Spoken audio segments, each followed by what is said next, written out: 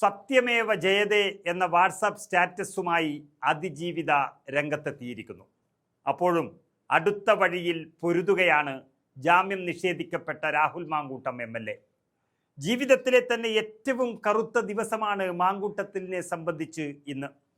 വിജയിപ്പിച്ച് വലുതാക്കിയ പാർട്ടിക്കാരുടെ മുന്നിൽ മാത്രമല്ല, വളർത്തി വലുതാക്കിയ കുടുംബത്തിൻ്റെ മുന്നിലും ഇന്ന് രാഹുൽ മാങ്കൂട്ടം മുഖം താഴ്ത്തി നിൽക്കുകയാണ്.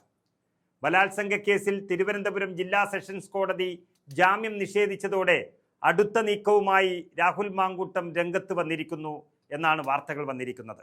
ഹൈക്കോടതിയെ സമീപിക്കാനാണ് നീക്കം, ഉടൻ ഹർജി നൽകും എന്നുള്ള വാർത്തകളാണ് പുറത്തു വരുന്നത്. ഹൈക്കോടതിയിലെ മുതിർന്ന അഭിഭാഷകനായ S. രാജീവിനെ തന്നെ അതിനുവേണ്ടി രാഹുൽ മാങ്കൂട്ടം നിയമിച്ചുവെന്നും മാങ്കൂട്ടത്തിന് വേണ്ടി ഹാജരാവുക രാജീവ് വക്കീലായിരിക്കുമെന്നുള്ളതിൻ്റെ വാർത്തകളാണ് പുറത്തു വരുന്നത്.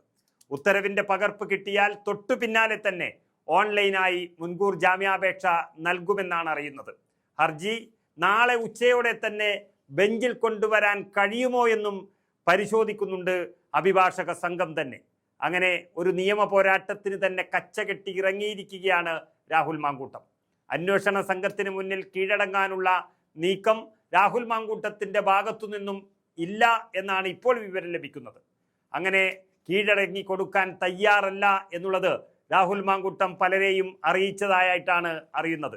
അതിനാണ് ഹൈക്കോടതിയിലേക്ക് എത്രയും പെട്ടെന്ന് തൻ്റെ ഹർജി എത്തിക്കാൻ ഒളിവിൽ നിന്നുകൊണ്ട് തന്നെ രാഹുൽ മാങ്കൂട്ടം നീക്കം നടത്തുന്നത്. രാഹുൽ ഒളിവിലാണെങ്കിലും അദ്ദേഹത്തിന് വേണ്ടി നിയമ നടപടികളുടെ നീക്കം നടത്താൻ വലിയൊരു വിഭാഗം തന്നെ ഉണ്ട് എന്നാണ് പുറത്തു വരുന്ന വിവരം. അങ്ങനെ രാഹുലുമായി ബന്ധപ്പെട്ടവർ കഴിഞ്ഞ ദിവസം മുതൽ തന്നെ ഹൈക്കോടതി അഭിഭാഷകരുമായി കൂടിയാലോചനകൾ നടത്തി വരികയാണ്. ജാമ്യം ലഭിക്കാനുള്ള വിദൂര സാധ്യത കണക്കിലെടുത്തുകൊണ്ട്, അതായത് ജാമ്യം ലഭിക്കാനുള്ള സാധ്യതകളെല്ലാം ഇന്നലെ തന്നെ അല്ലെങ്കിൽ 3 ദിവസം മുൻപ് തന്നെ അതിനുള്ള സാധ്യതകളെല്ലാം അടഞ്ഞു തുടങ്ങിയിരുന്നു. അത് കണക്കിലെടുത്തുകൊണ്ട് തന്നെയായിരുന്നു ഈ നീക്കം രാഹുലിൻ്റെ സംഘത്തിൻ്റെ ഭാഗത്തു നിന്നും നടത്തി വന്നത്. അവസാനം ജാമ്യമില്ലാതെ കോടതി വിധി പറഞ്ഞപ്പോഴും കോൺഗ്രസ് പാർട്ടി പുറത്താക്കിയപ്പോഴും ഒരു സംശയവുമില്ല, ജീവിതത്തിൽ ഏറ്റവും വലിയ പ്രതിസന്ധി തന്നെയാണ് മാങ്കൂട്ടത്തിന് വന്നിരിക്കുന്നത്. അപ്പോഴും നിയമത്തിൻ്റെ പിന്നാലെ തന്നെ പോകാൻ ആണ് തീരുമാനം. കോൺഗ്രസിൻ്റെ പ്രാഥമിക അംഗത്വത്തിൽ നിന്നാണ് രാഹുലിനെ പുറത്താക്കിയിരിക്കുന്നത്. കോൺഗ്രസ് ഒരിക്കലും രാഹുൽ മാങ്കൂട്ടത്തിനോട് നീതി പുലർത്തിയില്ല എന്ന് പറയാൻ കഴിയില്ല. ആദ്യം തന്നെ ഏറ്റവും പ്രധാനപ്പെട്ട പദവിയായ യൂത്ത് കോൺഗ്രസ് അധ്യക്ഷ സ്ഥാനം നൽകി അദ്ദേഹത്തിന്. അതിനുശേഷം കേരളത്തിൻ്റെ തെക്കുഭാഗത്തെ താമസക്കാരനായ രാഹുലിന് വടക്ക് മലബാറിൽ പാലക്കാട്ട് MLA സ്ഥാനാർത്ഥിയാക്കി അവിടെ നിന്ന് ജയിപ്പിച്ചു. അതിനുശേഷവും പ്രസിഡന്റ് സ്ഥാനവും MLA സ്ഥാനവും ഒന്നിച്ചു കൊണ്ടുപോകാനുള്ള അവസരവും രാഹുൽ മാങ്കൂട്ടത്തിൽ നൽകി. പക്ഷേ മാങ്കൂട്ടം MLA ചെയ്തിരിക്കുന്നത് സത്യമാണോ അല്ലയോ എന്നതിനപ്പുറം ഒരു പൊതുപ്രവർത്തകൻ ചെയ്യാൻ പാടില്ലാത്ത വാർത്തകളാണ് പുറത്തു വന്നുകൊണ്ടിരിക്കുന്നത്. അത് പാർട്ടിക്ക് ക്ഷീണമായി മാറി.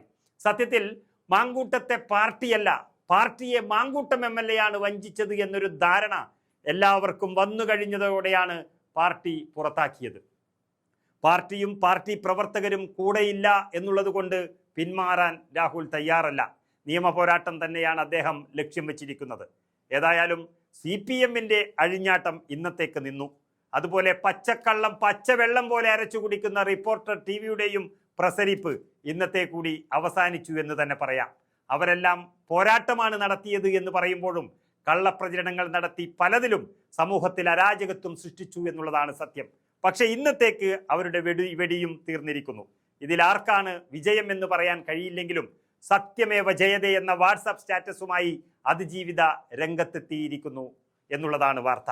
എങ്കിലും മുകളിൽ കോടതികൾ ഉള്ളതുകൊണ്ട് വിജയം നിർണ്ണയിക്കാനായിട്ടില്ല എന്ന വിശ്വാസത്തിലാണ് മാങ്കൂട്ടവും നിയമ പോരാട്ടം തുടരുന്നത്.